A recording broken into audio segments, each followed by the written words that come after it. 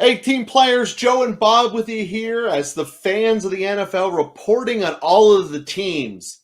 And Bob, I got to tell you, the Denver Broncos, by default, made the best coaching change of the offseason. I think that that's the spot, the brightest spot of this team. There is some major things I didn't understand with their draft policy, but they did a lot of good things in free agency that I think is good. So I'm going to start with the good stuff, and then we can get into what didn't make sense. All right. So their line, so bad last year. Russell Wilson did not help it, but fundamentally speaking, was not good. So what do? They go out and get 3 new starters, right tackle, guard, and center. It's a good start. Let's rebuild the line. Let's get it going. The problem that they had is Williams, who they banked on their whole running game to be around, got hurt, and there's serious questions about whether or not he's ever going to return to the guy status.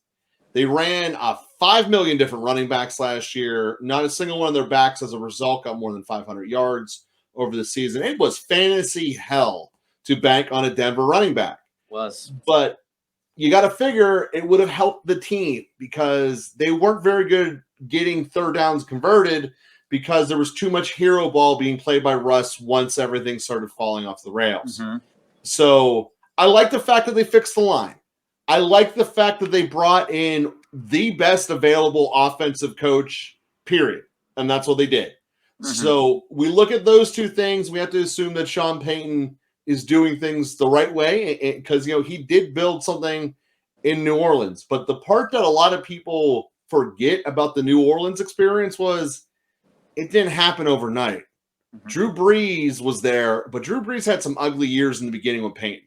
Yes, they got it going once they got that defense going, but it took a little bit in New Orleans. And when I look at their draft, my major question of this is, in all respect to P. Ryan from Cincinnati that they signed as the backup running back, where's your starting running back that you drafted, guys? Because going in expecting Williams to be the man and drafting a receiver that's going to be at best the 4th receiver on this roster with their and they didn't have a first-round pick. So with their pick in the 2nd round, it leaves me very perplexed, Bob. I'm not sure what the overall thinking is here. And part of me just wants to root for the Broncos. Like, I would like to see them good again, but I don't feel like they're helping themselves with the exception of bringing in Sean Payton. I'm not really sure the giant things are going to turn around message. Yeah. One of the things that we said when we were speaking about the New England Patriots, actually, is that this is a good opportunity for Sean Payton to cement his legacy. Now, by all intents and purposes, he's a legend in the NFL when it comes to the New Orleans Saints, particularly speaking what happened with Hurricane Katrina in New Orleans and what the New Orleans Saints meant to that city after that happened. And so when you are so much tied to one organization and one player in particular, you have you basically have the run of what happens in that establishment and what goes on. And so that's the same thing you also see out of Bill Belichick, is that we're seeing out of him, is he able to take it to the next level with Mac Jones? And so we have this situation now in Denver where we have a very, very, very, very good quarterback that after he got hurt in Seattle 2 years ago is coming back now, and he doesn't look the same as he did before. And we had been talking prior to that injury in Seattle, most outlets had been talking about Russell Wilson as being this all-star. He's throwing 30 touchdown passes, running for 10 touchdowns. He's the team. We're never going to trade Russell Wilson. Russell Wilson's never going to go away. And now he's gone, and he's on the Denver Broncos. Now, we talked about this when we talked about the year in review for the Denver Broncos, is that whatever happened in Denver, it happened because that coach and that organization allowed it to happen. And now we have brought in a coach with a completely different culture shift that for all intents and purposes, should improve this team by at least 2 to 3 wins from where they were at before. Now, granted, this team, what it added, no one piece actually stands out to you to say, like, okay, this is my game-winning piece. But as a unit, adding McGlinchey, adding Powers, and adding the other linemen, you now have given depth to a line that was either ravaged by injuries or not very good. And they were not very good at times because Russell Wilson is a player that right now in his career feels like he has to play what we call hero ball. Mm-hmm. And when you have to play hero ball and you're always searching for, outlets to spread the ball down the field, but you can't really get it there, you're going to run into some problems. Well, they've addressed that, just like you said, which was really beneficial to them.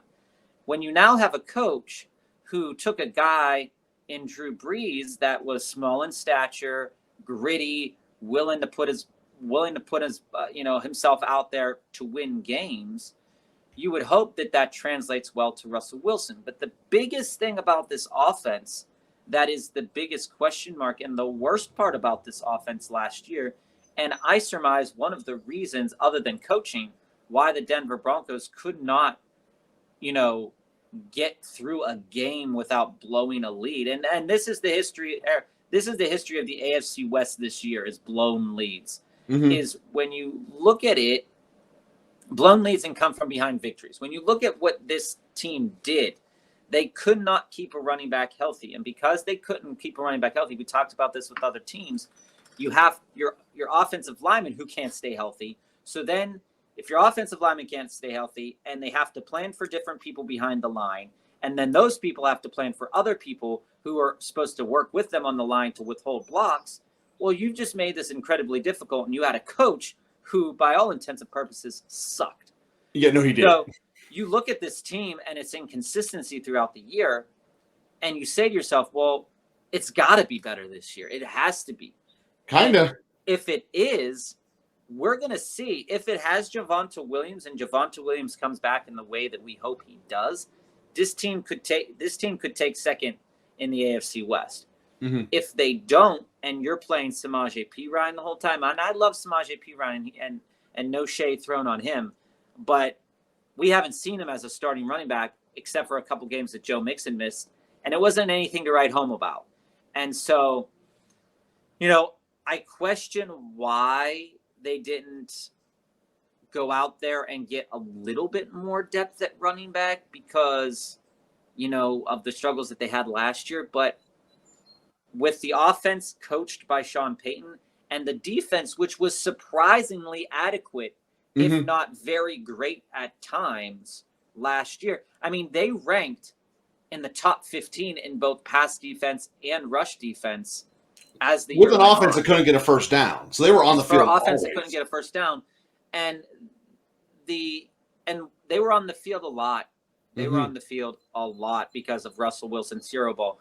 Hopefully, if that gets dialed down and dialed back a little bit, the playmakers on this defense could come to light. And I think they had 38 sacks last year, 48, somewhere in around there, it's a number to improve on, but that's a number without Chubb for half the year because you ended up trading him.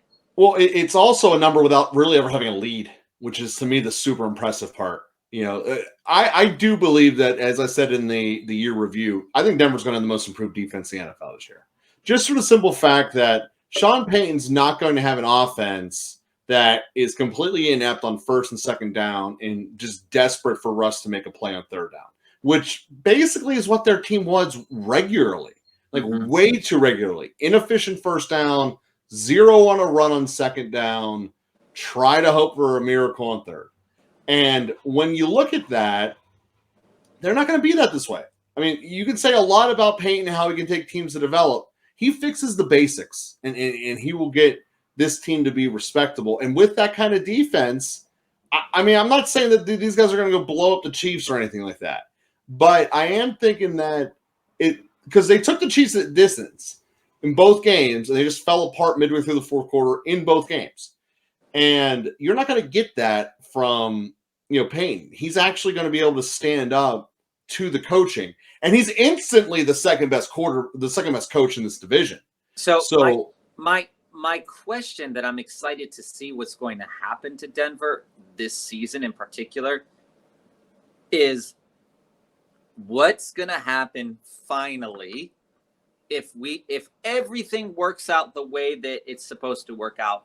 What's going to happen with a fully healthy Jerry Jeudy and a fully healthy Cortland Sutton on the field 100% of the time for the Denver Broncos? Because as a fantasy manager last year going into the season, I was really excited about the prospect of Russell Wilson with two talented guys because he's also had two talented wide receivers up in Seattle. And these guys are equally as relatable to those two wide receivers, DK Metcalf and Tyler Lockett. I think these two are better to a degree than the collective unit of Lockett and Metcalf, although Metcalf, I think, is the superior of the four. But to have two of them plus a potentially returning healthy KJ Hamler, and then they drafted a guy, Mims, I believe his name was. They drafted Mims out of Oklahoma, which is the one I don't understand. It was a questionable pick considering other things that you needed, but I'm also because they also have Patrick, who was showed up for him until he got hurt. Yeah. So, and you also still have Greg Dulcich, and then you went out and got Adam Troutman. So you have a lot of blocking. Well, Troutman was his guy. Yeah, you have a lot of players on this team now, in a team that last year suffered with bad blocking. You now have a lot of people that have, in a way, alleviated that situation. When we were talking about the Steelers, you spoke up, Joe, and you said, and you were talking about Darnell Washington's incredible blocking abilities, and I said that I like him better as a pass catcher, and I like his potential better as a pass catcher, but his blocking, when you look at young talent in the NFL and you look at blocking, you've got to look at the form that they have, and you've got to see if they're able to withstand blocks from guys that are been in the league for veterans that have been in the league for 10 years, 5 years, 7 years, and can get around young guys blocking. So if you don't tighten up or space yourself out a little bit more, it's not going to be great. But now, going back on that, when we talk about the tight end situation in Denver, they've got Troutman and Dulcich, who they can both catch the ball, they can both block, and they also have Albert O on that team, who people thought was going to be the guy last year. So you've got it all. You've got the potential Hall of Fame legendary head coach. What are you going to do with it? Particularly speaking, when you have a defense that wasn't bad last year, but was bad because your offense was bad, not because the talent was bad. And you've got it all put together here where we could be seeing the Denver Broncos come December fighting for a playoff spot, because when you look at up and down the AFC West, all these teams to me have just a couple things going on with them that make me, other than Kansas City maybe, that you say they could be second or they could be fourth. Yep. And this is my thing with the Broncos here, Bob. And this is the thing that I can't get around. So they're playing the East in terms of this. Do I think that they can beat Miami? Yes, I think everyone will beat Miami. But they have the ability here, unlike very few teams can do what these guys can do. They can run multiple sets across the board. You just went through that tight end package. They can adequately run a 2 tight end set. They can adequately run a 4 receiver set. And this is the kind of thing that they weren't able to do last year. They now have 4 receivers on their team that were second-round draft picks or higher, between Handler and the 2 big studs you mentioned before now with Mims. They have 3, albeit probably average tight ends, unproven, I think is probably the better way to put it. But you can go up and you can line up 2 tight end sets and run the ball hard. And if that you have a running back utility on offense, I think, gives them an ability that most people aren't going to see happen. Because most people are just going to look at it and say, Broncos, Russell Wilson couldn't complete a pass. They were 3-and-out team. They were awesome at it. That's what they did. That's what they were. But the reality is, I don't think that's going to be the case. They're not going to be as bland. You're not going to see just the same failures over and over and over again. And the reason I bring this up is we go to the AFC East. None of them are able to be versatile. And that's what they play. Miami doesn't have the ability to line up and power run with you. New England I doesn't say have the the ability to Jets go can. wide. Was that? The Jets with Aaron Rodgers can now. Maybe the Jets. But Buffalo can't power run you. Like I said, they're all just choosing one thing or the other. We'll see, because they did change their running back room. So we'll see if they can do that or not. My point being is that there's question marks and ifs. Denver should legitimately, based upon their personnel, be able to do that. And when you look at their division, that's how you can throw scuffs at people. 100%. I'm going on record here, so it's probably not going to happen because that's the way. Bob Ginx. But I fully see that Russell Wilson will return to 30-plus touchdowns next year, being coached by Sean Payton. If he does, they're finishing second in the division. After having an abysmal year last year, he is all the pieces to make this ship right. Sean Payton coming in. If he is the guy that we all think he is for this organization, I think Russell Wilson will respond to that. Russell Wilson felt like he responded to Pete Carroll's trust in him. And Pete Carroll trusted what he could do. And when you have a coach that trusts your abilities, but also comes back at you and says, hey, Russ, don't do that again, because that was the wrong thing to do. You are now... Yeah, there's instant credibility with Payton that did not exist with Hackett. It's leadership. Carroll has it. Carroll always had leadership. And the success that he's finding in Seattle, I didn't like him when he was at USC because I don't like USC, but I'm glad that he's finding success in the NFL. I think Sean Payton's the same way for Russell Wilson.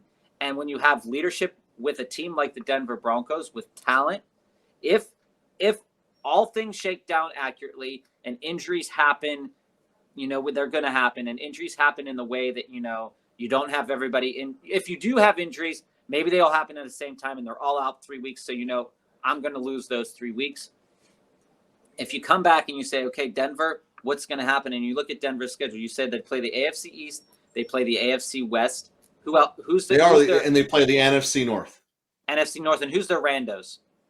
So the randos are going to be the Washington Redskins. Okay. And then the other teams that finished in last place. So it'll be the Cleveland Browns and then the Houston. Okay. So you're easily looking at an improvement on their record from last year. The Raiders are a wild card. We'll talk about the Raiders at another time. But you look at this and you say to yourself, okay, this AFC West now is back to being the AFC West that we thought it was going to be last year, that it wasn't last year. And this is another division where, like we said earlier, second place could easily be in fourth place. And that swing of numbers could be two losses more, or 2 wins less, or 3 wins less. But it's not a bad team. And I don't think that Denver is going to be a bad team this year. I don't either. And Bob, I go back to this fundamental fact. The top 2 coaches in the AFC West now, Reed and Payton, are a degree of magnitude above the other 2. And it wasn't that way before. It was Reed was a class of his own with a bunch of people who pretend that they're good coaches. But now, with Payton being here and having a legit coach there, I see these guys. I would not be surprised if these guys go 4-2 in their division. Unfortunately, it means they get swept by the Chiefs again. But, the Chiefs haven't lost to them in, 17 straight times? So when you look at that, I love to see what Denver can do. I think it's going to be a serious step up. But we can't ignore the elephant in the room. You think Russ is going to be good again? And I don't. But if Russ is good again, they're coming second in their division. If he doesn't, they ain't. I'm going to tell you two predictions that are probably not going to come true. This could be on the record or off the record, depending on how you edit this. Oh, it'll be on it. 2 playoff teams this year that weren't in the playoffs last year. Denver, Jets.